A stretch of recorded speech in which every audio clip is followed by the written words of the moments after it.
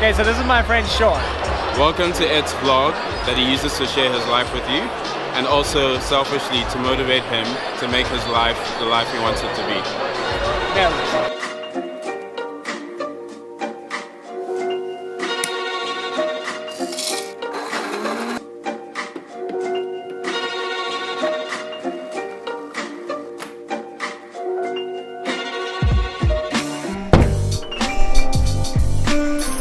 Tuesday morning, 6:30, going into the studio to paint.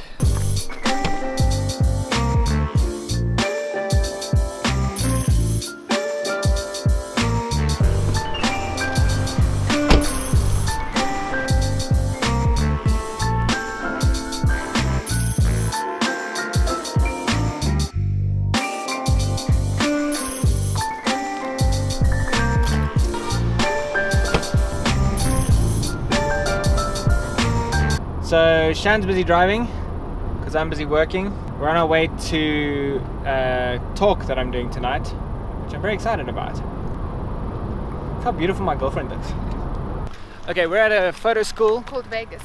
It's not Vegas, it's Vega. It makes you I was invited to come and do a talk about how I make my living off shooting only what I want, which is something that I value very much in my life because I basically never take photos I don't want to take. I'm also going to be speaking about Iceland and my trip there. No comment. How are you, sir? I'm good. Cool. Welcome to Vegas School.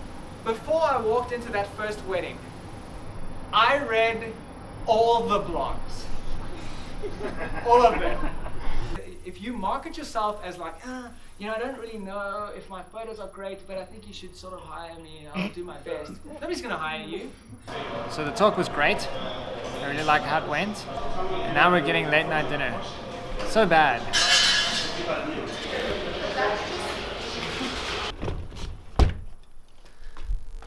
Leaving my house, not because I have to, but because I've been in there all day and I'm losing my mind. It's been a crazy week. I've been up and down all over the place. I came here today because I've been sitting in my house all day working, and when I stare at my screen so much I get this crazy like red eye action, so I decided I'm going to tell you a story about the first photographer, the only photographer I ever worked for, and how he fired me. Ooh.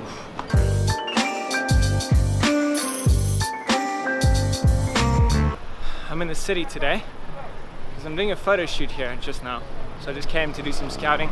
I love the city. I just hate dealing with the parking guards because it usually goes like this. You must live for me. I need to pay for the parking. No, you must live for you. For the guy. Just live for me. Yeah, it's not that I don't trust you. The law says I must pay for my parking. This machine is off now. I can see the machine is off. guy No, is- but I don't understand because now you tell me that I must pay for the parking, but the machine doesn't work. No, not that one. That's why I said But that's the one that you showed me. that. Oh, you see that one. You see that one. It's for that side. Sorry. So why did you show me that one?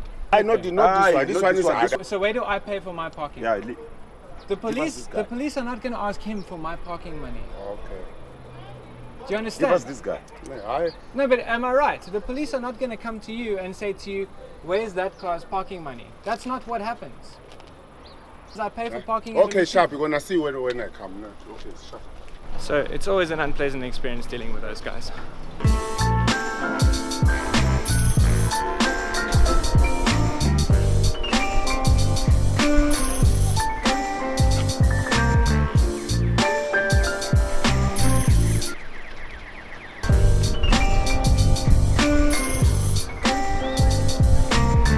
Okay, so like I said, I wanted to tell you the story about how I got fired by another photographer. So when I just quit my job to take photos, I went and assisted this dude for 3 months. He was some photographer on Facebook who did an assistant call like I do sometimes. And I thought, you know, what the heck, let me go and assist this dude. And I went and I assisted this guy. In fact, the first wedding I ever assisted this guy on was 1,500 guests. Anyway, I assisted him on the first one, and it was at the first one that he decided that he wanted to sort of bring me on full time, and I assisted him with every single thing that he ever did.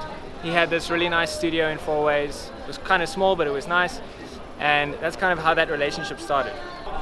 And so that was in like October that I started assisting this guy, and it was pretty good. I learned a lot of stuff from him. It was a good experience. What happened was, 3 months down the line, this dude asked me what I was actually doing working for him. And I told him that I was working for him because I wanted to learn from him and grow my photography and my business understanding so that I could potentially do that at some point in the future. And then he said to me during that conversation, okay, so you want to learn from me and benefit from this relationship, and then you want to go and be a photographer on your own and then potentially become my competitor. And I looked at him and I said, well, yeah, I don't do it because I'm passionate about making you coffee. I don't do it because I'm passionate about carrying your bags. And so he said, I need to think about whether or not I want to be part of that. And then 2 days later, he fired me. Can you believe it? So the reason I'm telling this story is because I know a lot of you are photographers. And you probably get a lot of other photographers who are starting out asking you to help them. Don't be a jerk. Just help them. Let them benefit from you. What do you mean? Like, where do I live? Where do you live? Where do you think I come from? I think I come from Germany. Germany? Yeah. Do I look like I'm German? Yeah. These guys think I'm from Germany. American. I'm from Pretoria. I promise you. This city is a beautiful place. It's like a living organism, and the people here are amazing. I wish white people were as friendly as black people are in the city.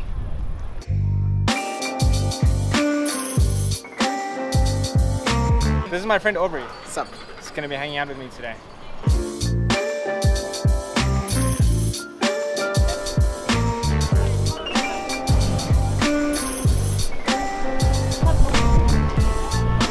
I feel really good about this shoot. I feel ridiculous walking around in the city with a 2 meter wide, or a, what is this? This is like 6 foot octa, but the shoot's going super well. The photo that we just took looks like this. So just wrapped up that shoot. I'm on my way home. I feel really good about the photos that we took today. So I'm gonna be on the radio tonight. Yeah, let's go in. We're talking about tonight on the show, our purpose in life. I got my guest in the studio, Ed Fenter. He's a professional photographer. You can't, if you know that God has called you to something, Yeah. you can't stay doing something else. That's true. Was it like the things fell off your eyes? Dude, it was like instantaneous. I was actually taking photos at my previous church, like during the school holidays, Yeah. and the kids spend the day with us, and we yes. like play games and teach them cool things, and they all have like a biblical foundation. I had my camera there that I didn't really know how to use properly yet, and I was taking some photos of the event, and I took this photo of this one kid praying. And when I looked at it, it was like in that moment I knew this is what my life needs to be. Oh, that's awesome. I teach workshops and stuff like that as well, so That's awesome. I'm really passionate about teaching people. This was a thing that God sort of laid on my heart about 2 years ago, just about, this isn't something that I should just keep to myself. It doesn't matter if I know how to do this and I know how to do this and I know how to do this. It means nothing if I'm not going to be giving it away and sharing it, yeah. How did it impact your relationship with God? I feel like what was impacted the most was just I went with this because I was so sure that God told me to do this. Today still, that's like 5 years ago, there isn't a shadow of doubt in my mind that God told me to go and be a photographer.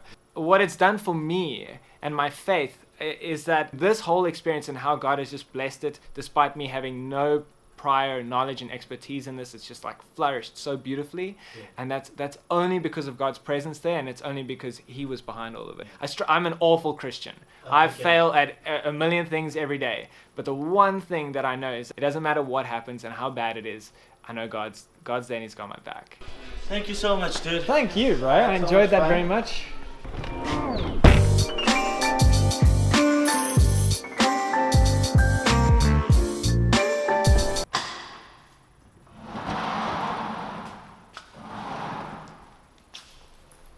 How you doing? Good, how are Cool. you? Good to see you. So good to see you too.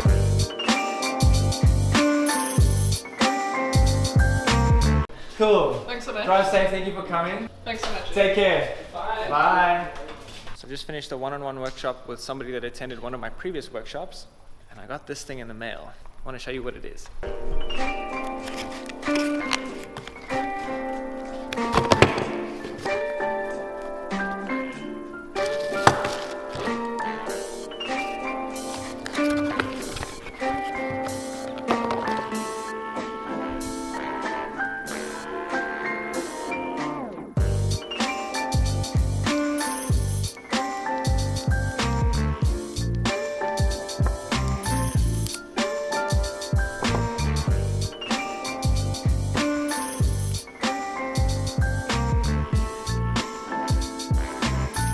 these are called Lume Cubes. They were sent to me by the company that makes Lume Cubes to play around with them and make some cool stuff. They actually gave me this camera that I'm filming all of this on. You put a GoPro on over here, and then you've got this great light. And these things are like, these are like a bajillion lumens. 1500 lumens. That's how powerful that thing is. And you can have it flash with your phone, so you have an off-camera flash on your phone, which is awesome. I'm really stoked about this.